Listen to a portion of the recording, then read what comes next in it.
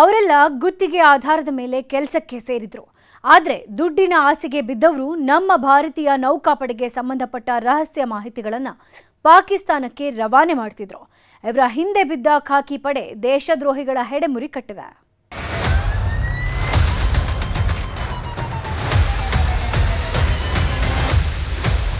ತಿನ್ನೋದು ಇಲ್ಲಿನ ಅನ್ನ, ಕುಡಿಯೋದು ಇಲ್ಲಿನ ಗಾಳಿ, ದುಡಿದು ಬದುಕೋದು ಕೂಡ ಇಲ್ಲೇ. ಆದ್ರೆ ಮಾಡೋದು ಮಾತ್ರ ಮನೆಹಾಳು ಕೆಲಸ. ದೇಶ ಸೇವೆ ಅಂದ್ರೆ ಈಶ ಸೇವೆ ಅಂತೀವಿ. ಆದ್ರೆ ಈತ ದೇಶಕ್ಕೆ ಕುತ್ತು ತರೋ ಕೆಲಸ ಮಾಡ್ತಿದ್ದ. ಇಲ್ಲೇ ಇದ್ಕೊಂಡು ಶತ್ರು ದೇಶವಾದ ಪಾಕಿಸ್ತಾನಕ್ಕೆ ನಮ್ಮಲ್ಲಿನ ಮಾಹಿತಿ ರವಾನಿಸ್ತಿದ್ದ.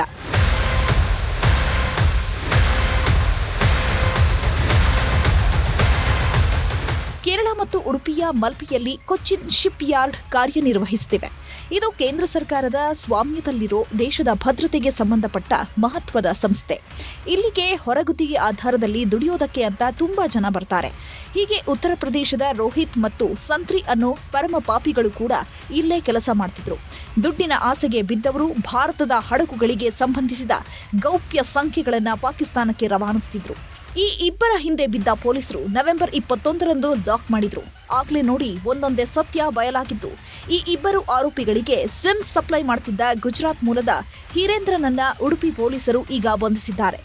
ಮಲ್ಪೆಯಲ್ಲಿರುವಂತಹ ಉಡುಪಿ ಕೊಚ್ಚಿನ್ ಶಿಪ್ ಯಾರ್ಡ್ ಎಂಬ ಸಂಸ್ಥೆಯಲ್ಲಿ ಕೆಲಸ ಮಾಡ್ತಾ ಇರುವಂತಹ ಇಬ್ಬರು ವ್ಯಕ್ತಿಗಳು ರೋಹಿತ್ ಹಾಗೂ ಸಂತ್ರಿ ಎಂಬವರು ಕೊಚ್ಚಿನ್ ಶಿಪ್ ಯಾರ್ಡ್ಗೆ ಹಾಗೂ ಇಲ್ಲಿ ಮಲ್ಪೆಯಲ್ಲಿರುವಂತಹ ಡಾಕ್ ಯಾರ್ಡ್ಗೆ ಬರುವಂತಹ ಇಂಡಿಯನ್ ನೇವಿದು ಶಿಪ್ಗಳು ಮತ್ತು ಅದರದ್ದು ಡೀಟೇಲ್ಸು, ದುಡ್ಡುಗೋಸ್ಕರ ಶಿಪ್ ಮತ್ತು ಇತರ ಡೀಟೇಲ್ಸ್ ಹೋಗಿರುವಂಥದ್ದು ಪಾಕಿಸ್ತಾನಿಗೆ ಅಂತ ನಮ್ಮ ತನಿಖೆಯಲ್ಲಿ ತಾಂತ್ರಿಕ ಎವಿಡೆನ್ಸಿಂದ ತುಂಬ ಕ್ಲಿಯರ್ ಕಟ್ಟಾಗಿ ಎಸ್ಟಾಬ್ಲಿಷ್ ಆಗಿದೆ.